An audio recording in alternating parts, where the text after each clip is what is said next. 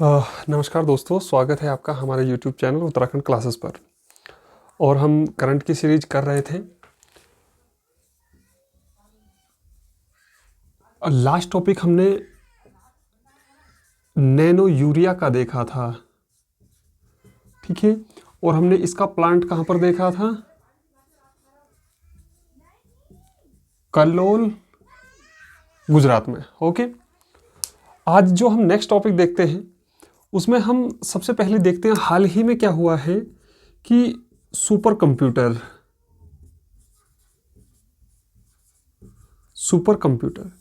की एक लिस्ट जारी होती है, टॉप 50, टॉप 500, ठीक है। 1993 से ये जारी होती है। ये आप याद रखें या ना रखें, इसे कोई इशू नहीं है। एक साल में 2 बार जारी होती है, तो कई बार क्लैश ये भी हो जाता है कि हम किसे माने। तो हाल ही में अभी तक जारी नहीं हुई है। जो सूची जारी हुई है उसके अनुसार जो सबसे तेज, यानी आप ऐसे कह सकते हैं कि अगर मैं सुपर कंप्यूटर की बात कर रहा हूं कि वर्तमान समय में सबसे तेज कंप्यूटर कौन सा है, तो उसका नाम है फ्रंटियर, ठीक है। ये कहां क्या है? यूएसए का है। अगर हम भारत की बात करें तो भारत में है प्रवेगा, ठीक है। आपको शक्ति भी मिल सकता है और अन्य कई नाम भी मिल सकते हैं, लेकिन हाल ही में भारत में जो सबसे तेज सुपर कंप्यूटर, यानी सुपर कंप्यूटर ही अगर हम कह दे रहे हैं तो इसका मतलब यही हुआ कि सबसे तेज कंप्यूटर कौन सा है, तो वो कौन सा है? प्रवेगा। और ये किसके द्वारा? सीडेक पुणे, ठीक है। सीडेक पुणे याद रहेगा नहीं रहेगा कोई दिक्कत नहीं, लेकिन भारत में अगर वर्तमान समय में हम पूछें कि कौन है, तो आपको ध्यान रखना प्रवेगा अगर आ जाए कभी। और विश्व का सबसे तेज सुपर कंप्यूटर कौन है? फ्रंटियर, यूएसए का है, ठीक है। नेक्स्ट एक टॉपिक है, नोट डाउन आपने कर ही लिया होगा। नेक्स्ट हमारा एक टॉपिक आता है, अभी हाल ही में क्या हुआ है कि एक नमूना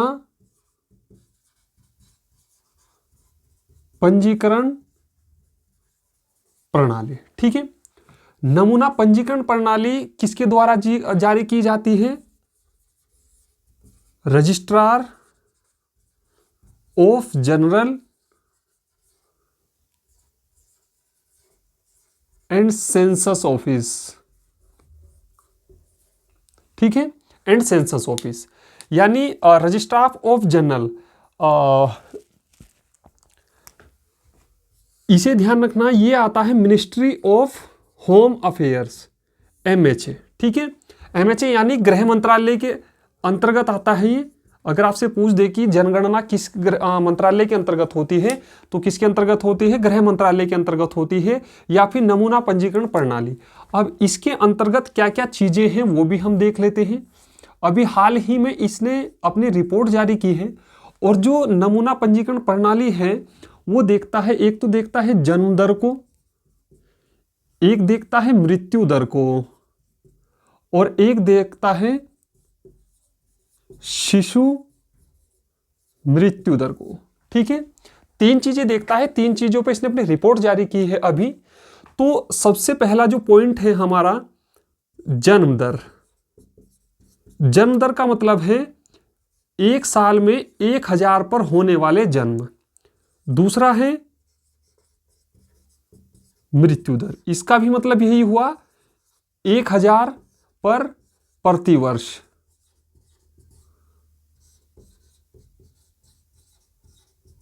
ठीक है।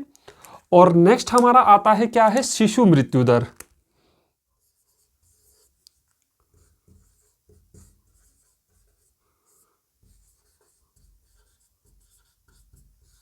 ये भी, इसे आप ऐसे समझिए कि एक डेमोग्राफिक एरिया है। सपोज दैट ये एरिया है, इस एरिया में प्रति 1000 और 1 वर्ष से कम में, यानी 1000 बच्चे पैदा हुए और एक सर्टेन एरिया ले लिया हमने कि सपोज दैट ये पूरा एरिया है और इस सर्टेन एरिया में 1000 1000 बच्चों पर कितने बच्चों की मृत्यु हो गई उसे क्या कहा जाता है, शिशु मृत्यु दर। और प्रति वर्ष 1000 पर कितने बच्चों का जन्म हो उसे कहा जाता है जन्म दर। और एक वर्ष में 1000 पर मृत्यु दर कितनी है तो उसे कहा जाता है मृत्यु दर। ठीक है, अब जो जन्म दर है, मृत्यु दर है, वो कैसे कैसे है, अब आप इसे समझ लें। वर्तमान में जो जन्म दर है वो है 19.5, मृत्यु दर है जो वो है 6। यानी आप देख सकते हैं सीधा सीधा हमारे यहां जन्म ज्यादा हो रहे हैं और मृत्यु कम हो रही है। और आपने देखा भी, अभी एक रिपोर्ट आई थी कि 2024 में या इस साल ही 2023 में Bharat one of the largest of population हो जाएगा कंट्री पूरे वर्ल्ड के अंतर्गत। ठीक है, तो आपको ये चीज ध्यान रखनी है। अभी हम चाइना को क्रॉस कर जाएंगे, तो अभी हाल ही में उसी के संदर्भ में जो पीछे रिपोर्ट आई, तो हम देख रहे हैं कि जन्म हमारे यहाँ 20 जन्म हो रहे हैं 1000 पर और 6 मृत्यु हो रही है 1000 पर। अब बात आती है शिशु मृत्यु दर की। तो शिशु मृत्यु दर कितना है हमारे यहाँ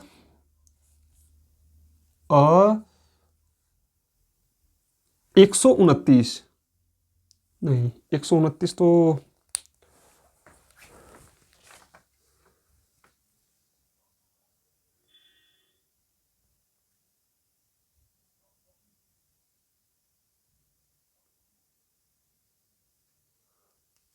ओके ठीक है। हाँ, तो हमारे यहाँ जो शिशु मृत्यु दर है वो है 28, कितने पर 1000 पर। यानी 1000 अगर बच्चे पैदा होते हैं तो हमारे यहाँ 28 बच्चों की एक साल के अंतर्गत, चाहे वो जन्म के समय हो, एक ये बात भी ध्यान रखनी है आपको, एक वर्ष के अंतर्गत भी यदि उनकी उम्र 1 साल से कम है, उस दौरान भी उनकी मृत्यु हो जाती है, तो उसे भी हम किस में काउंट करेंगे, शिशु मृत्यु दर में काउंट करेंगे। ठीक है दोस्तों, तो वो कितनी है 28। अब सबसे कम अगर हम मृत्यु दर देखते हैं तो कहां पर है, वो मिजोरम में है। ठीक है, मिजोरम में है, और कितनी है 3।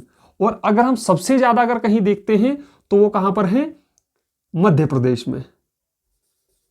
ठीक है, मिजोरम के बारे में आपको एक बात और ध्यान रखनी है, कभी अगर पूछ दे प्रतिशत के हिसाब से मैक्सिमम 1 अगर कहीं पर है तो वो कहां पर है, मिजोरम में है।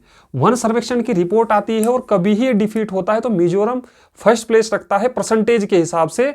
और एमपी वैसे अगर देखा जाए तो एमपी में सर्वाधिक वन रहते हैं, परसेंटेज के हिसाब नहीं, क्षेत्रफल के हिसाब से। ये बात आपको ध्यान रखनी है, प्रतिशत के हिसाब से पूछे तो मिजोरम। ये एक्स्ट्रा फैक्ट मैंने इसलिए बताया आपको तो कि आप थोड़ा सा इसे रिमाइंड रखें, कहीं ना कहीं दिमाग में रहे। ये सवाल भी पूछा जाता है कि जनगणना किस मंत्रालय के अधीन की जाती है, तो किस मंत्रालय के अधीन की जाती है, गृह मंत्रालय के अधीन। ठीक है, अभी हमारे हाल ही में रजिस्ट्रार ऑफ जनरल कौन है, विवेक जोशी। ठीक है, ये बात भी आपको ध्यान रखनी है। डेटा एक बार मैं रिकॉल करा देता हूं आपको। नमूना पंजीकरण प्रणाली एक अभी रिपोर्ट जारी की गई जिसमें बताया गया जन्म दर कितनी है हमारे यहाँ, मृत्यु दर कितनी है और शिशु मृत्यु दर कितनी है। तीनों के बारे में मैंने आपको बताया। जन्म दर प्रति 1000 पर प्रति वर्ष कितनी है, 19.5 प्रति 1000 पर। मृत्यु दर कितनी है, 1000 पर प्रति वर्ष 6। और शिशु मृत्यु दर as a given in certain area, यानी एक डेमोग्राफिक क्षेत्र होगा और वो एक नियत क्षेत्रफल हम मान के 1000 बच्चों पर एक वर्ष के अंदर। यहां पर थोड़ा डिफरेंस है कि एक वर्ष के अंदर यानी जन्म पर या फिर जन्म के बाद भी कितनी मृत्यु होती है, तो वो कितनी होती है वर्तमान समय में 28। ठीक है दोस्तों, ये बात आपको ध्यान रखनी है। अब थोड़ा हम इसे उत्तराखंड के संदर्भ में भी देखते हैं कि उत्तराखंड में क्या स्थिति है। आई होप आपने ये नोट डाउन किया होगा, तो उत्तराखंड भी आप अपडेट कर लें यहां पर, क्योंकि ये क्या करता है कि ये ऑल ओवर इंडिया का भी दिखाता है और पर्टिकुलर हर स्टेट का भी दिखाता है। तो ज़्यादातर यूपी और उत्तराखंड पीसीएस देंगे इसमें या अन्य एग्जाम देंगे, चूंकि आयोग करा रहा है तो उसमें आप यूपी को फाइंड आउट कर सकते हैं। बट अभी उत्तराखंड नोट डाउन कर लें आप कि जैसे हमारे यहाँ जो बर्थ है उत्तराखंड में वो 16.6 है बर्थ रेट, और डेथ रेट कितना है, 6.3। ठीक है, और जो शिशु मृत्यु दर है वो कितना है, 24/100।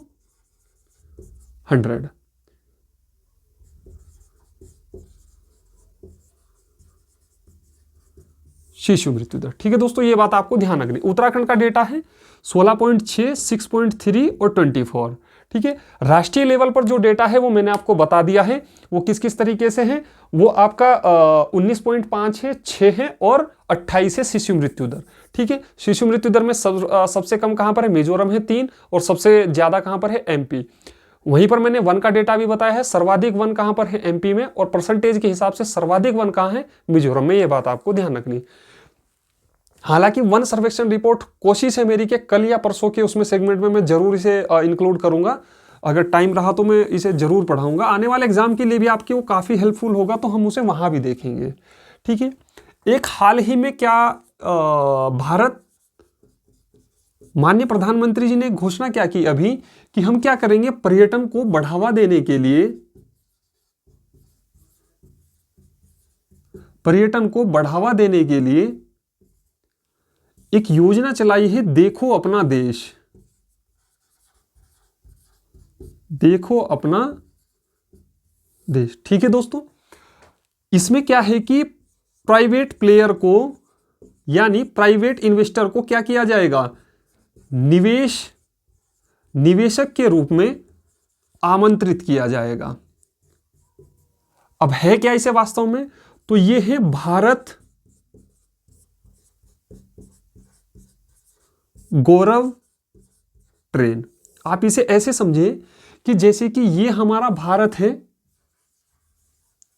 ठीक है, इस भारत देश में यदि इस क्षेत्र से इस क्षेत्र में आना है तो इस क्षेत्र में प्राइवेट प्लेयर को यानी प्राइवेट निवेशकों को आमंत्रित किया जा रहा है कि आप ट्रेन को चलाने का या फिर ट्रेन में निवेश करने का एक जिम्मेदारी सौंपी जा रही है। और उसमें होगा क्या कि वो जो ट्रेन चलेगी, भारत गौरव जो ट्रेन चलेगी, वो क्या होगा कि सपोज दैट ए से बी तक जाती है, तो इस ए से बी तक जाने में जितने भी धार्मिक स्थल हैं, पर्यटक स्थल हैं, उन स्टेशनों पर वह ट्रेन रुकेगी और वहां पर क्या होगा कि उन्हें स्पेशली विजिट कराया जाएगा और वहां पर लोगों को वो दिखाई जाएगी। तो इसी के परिप्रेक्ष्य में पहली ट्रेन चलाई गई है भारत गौरव ट्रेन। वो कौन सी ट्रेन है, कहां से कहां तक चली है ये पूछ सकता है, तो तमिलनाडु में कोयम्बटूर से एमएच के शिरडी तक। ठीक है, आपसे पूछ दे कि पहली भारत गौरव ट्रेन किसके बीच चली है, तो तमिलनाडु में कोयम्बटूर से एमएच शिरडी के बीच।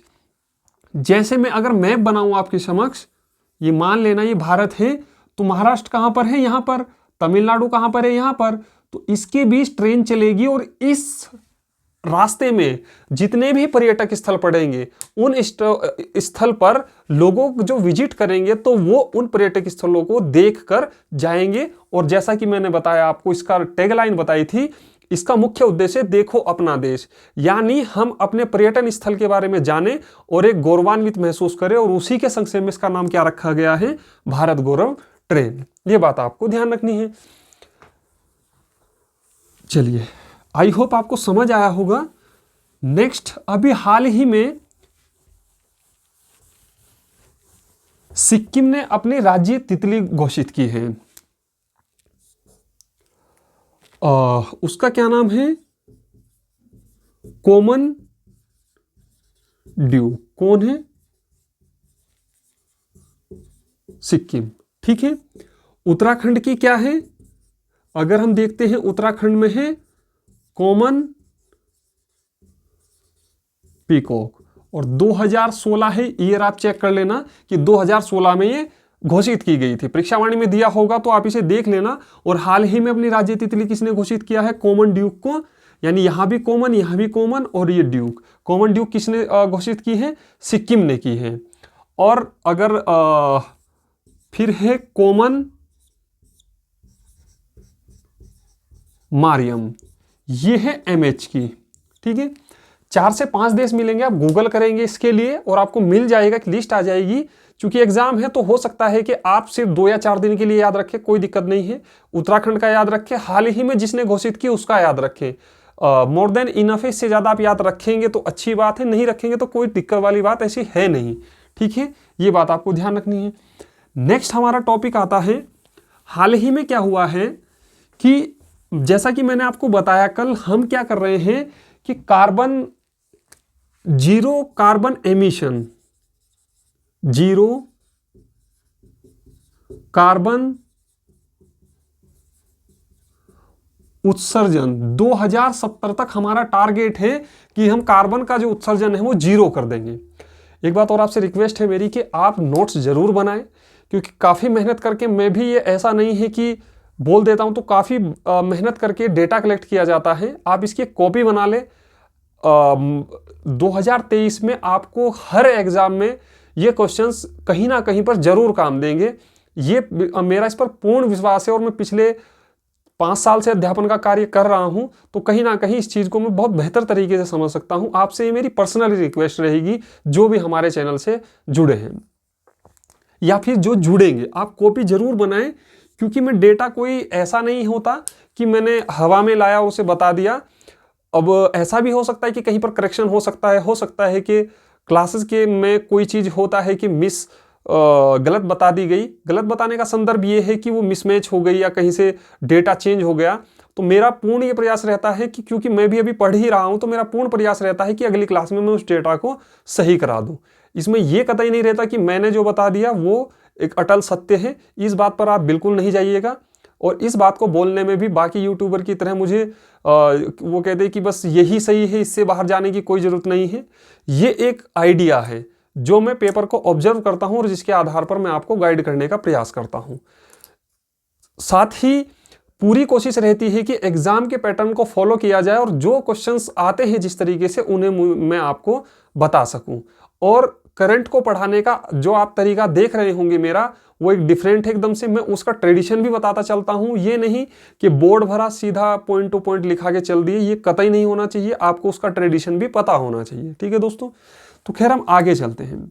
नेट जीरो कार्बन उत्सर्जन टॉपिक सभी बड़े हैं, सभी पे मैं 1-2 घंटे बोल सकता हूं, लेकिन टॉपिक को मैं बाद में कराऊंगा, क्योंकि अभी हाल ही में पेपर भी है और आने वाले समय में भी पेपर भी है। तो जो टॉपिक अच्छे होंगे मैं इंडिविजुअली भी उन्हें आपको कराऊंगा और आपकी एक बेहतर समझ विकसित होगी और आप पेपर में अच्छा परफॉर्म कराएंगे। ये पूर्ण आशा है मेरी और मैं पूरी कोशिश भी करूंगा इस चीज के लिए। ठीक है, हाँ, तो हम बात कर रहे थे जीरो कार्बन उत्सर्जन के बारे में। हमारा टारगेट कब तक का है, भारत का टारगेट कब तक का है, 2070 तक। अब होता क्या है कि अभी हाल ही में दिल्ली एयरपोर्ट ने क्या किया है कि अपने आप की जो 100% ऊर्जा है, यानी इंदिरा गांधी जो इंटरनेशनल एयरपोर्ट है, उसका 100% ऊर्जा किससे प्रोड्यूस हो रही है, पानी से, यानी हाइड्रो पावर और सोलर। ठीक है, 94% जो अपनी ऊर्जा की आपूर्ति करता है वो कौन है, हाइड्रो पावर से, और सोलर से कितनी, 6%। ये बात दोस्तों मैंने आपको बताई थी अच्छी तरीके से कि हमारे यहां जो बिजली का प्रोडक्शन होता है, यानी इलेक्ट्रिसिटी का जो प्रोडक्शन होता है वो किससे होता है, कोयले से होता है। तो आप देख सकते हैं कितना अच्छा इनिशिएट है दिल्ली एयरपोर्ट का ये, कि अपनी 100% ऊर्जा कंजप्शन मतलब इलेक्ट्रिसिटी जो वहां पर चाहिए उसको चलाने के लिए, लाइट्स के लिए, सर्दी है तो हीटर के लिए, अन्य चीजों को चलाने के लिए जो 100% ऊर्जा चाहिए वो किससे ले रहा है, वो पानी। और पानी किस में आता है, आपका गैर परंपरागत स्रोत में आता है। ठीक है, और सोलर भी क्या है, हमारा सतत ऊर्जा है, यानी सन अभी तो हम हैं और मिलियन ऑफ ईयर्स इसकी एज है लगभग, तो तब तक ये चलता रहेगा। तो कहीं ना कहीं 6% इससे और पानी से। पानी भी अनवरत रूप से चलने वाली प्रक्रिया है जब से लाइफ एग्जिस्टेंस हुआ है। पहले आप समझ भी सकते थे कि पहले भारत में क्या था, भारत में छोड़ो विश्व पर क्या था, पहले पानी ही पानी था, उसके बाद मनुष्य का सर्वाइवल या फिर पृथ्वी का सर्वाइवल आके हमें दिखता है। ठीक है दोस्तों, तो ये बात आपको ध्यान रखनी है। एक चीज और मैं आपको बता दूं कि एक एयरपोर्ट है कोचीन पड़ता है केरल में। ठीक है, ये जो अपनी 100% ऊर्जा गेन करता है वो किससे करता है, 100% सोलर से। ठीक है, सोलर से, यानी ये टोटल अपनी, ये पानी पर भी निर्भर नहीं है, ना थर्मल पावर पर निर्भर है, कोयले पर भी निर्भर नहीं है, किसी भी चीज पर निर्भर नहीं है, अपना 100% जो ऊर्जा चाहिए उसे वो किससे बनाता है, सोलर एनर्जी से। तो आप देख सकते हैं कि किस कदम में कितना, कई बार सवालों में पेपर में पूछा गया सवाल है। तो कोचीन को भी, और हाइड्रो पावर या फिर सोलर प्लस, तो अभी हाल ही में कौन बना है, Delhi airport. Indira Gandhi international airport भी आ सकता है,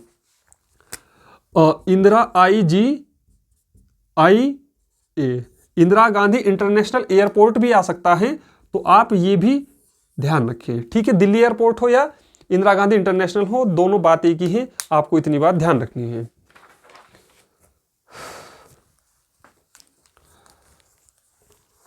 नेक्स्ट आता है हमारा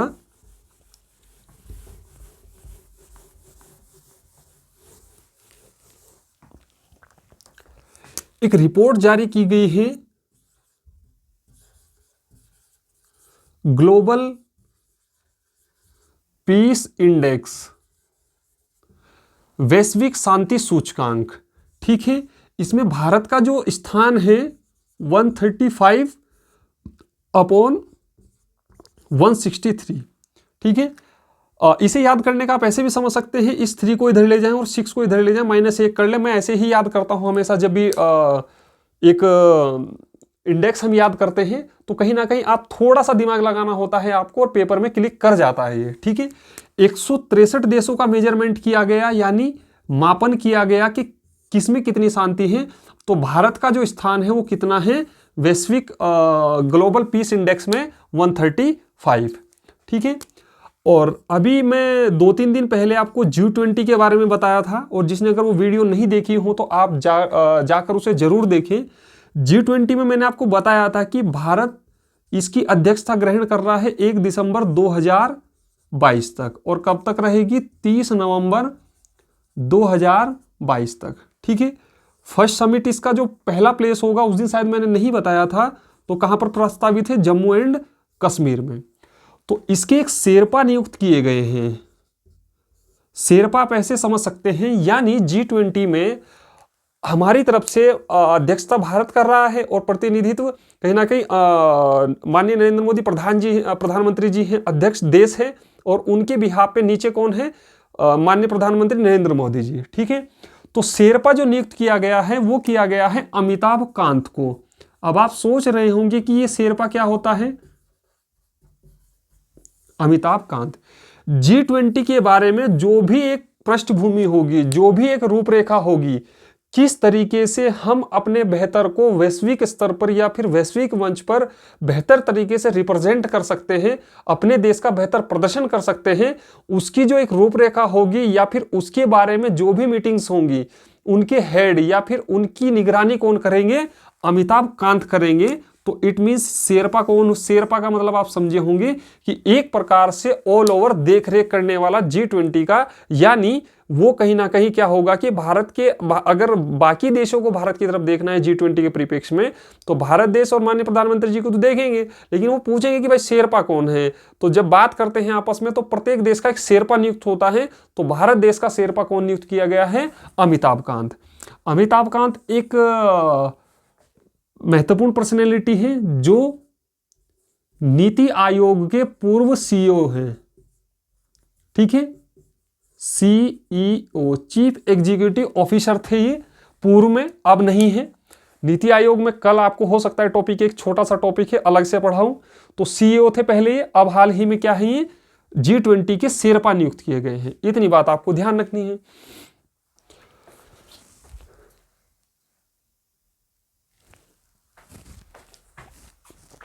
ठीक है, हमारी वीडियो शायद लंबी हो जाएगी, तो आज लास्ट टॉपिक बता देता हूं दोस्तों मैं आपको इसका।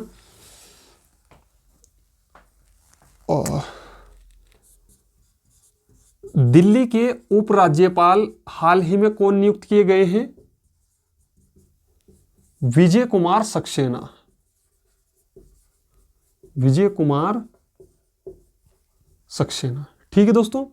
और नेक्स्ट आप ध्यान रखना, हाल ही में संतूर वादक थे एक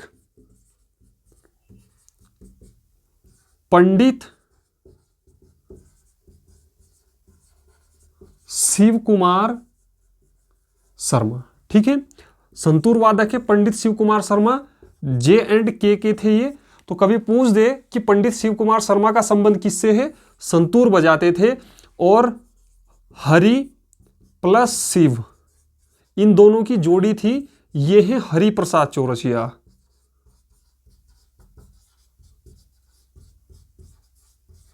हरिप्रसाद चौरसिया।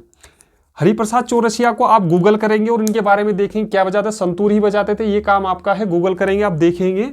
तो ये दोनों जोड़ी फेमस थी, हरि और शिव की। और पंडित शिव कुमार शर्मा का हाल ही में क्या हो गया है, निधन हो गया है। और क्या बजाते थे, संतूर बजाते थे, ये बात आपको ध्यान रखनी है। और एक लास्ट सवाल हम लेते हैं, अभी हाल ही में हमारे मुख्य चुनाव आयुक्त किसे नियुक्त किया गया है, राजीव कुमार को। राजीव कुमार को चुनाव से संबंधित या फिर इलेक्शन कमीशन से संबंधित हमारे यहां जो संविधान में प्रोविजन है, आपको ध्यान रखना है, आर्टिकल 324 से 329 के बीच हमारे यहां चुनाव के बारे में प्रोविजन दिए गए हैं, आपको ध्यान रखनी है। 3 व्यक्तित्व के बारे में हमने पढ़ा, राजीव कुमार, अमिताभ कांत, विजय कुमार सक्सेना। पंडित शिव कुमार सक्सेना संतूर बजाते थे, और हरिप्रसाद चौरसिया को आपको अपने आप गूगल से पढ़ना है। ठीक है दोस्तों, तो आप अच्छा लग रहा है कि काफ़ी आप व्यू दिला रहे हैं और देख रहे हैं। उम्मीद है कि सभी देख रहे होंगे वीडियोज़ को, और अगर आप जितने देख रहे हैं तो प्लीज़ लाइक ज़रूर दबा दीजिए करिए, और कमेंट में यदि आपको किसी टॉपिक पर पूछना है तो आप ज़रूर पूछिएगा मेरे से। और इसी के साथ हम अपने क्लास को एंड करते हैं। आई होप आप मेरी क्लास से लाभान्वित हुए होंगे। धन्यवाद।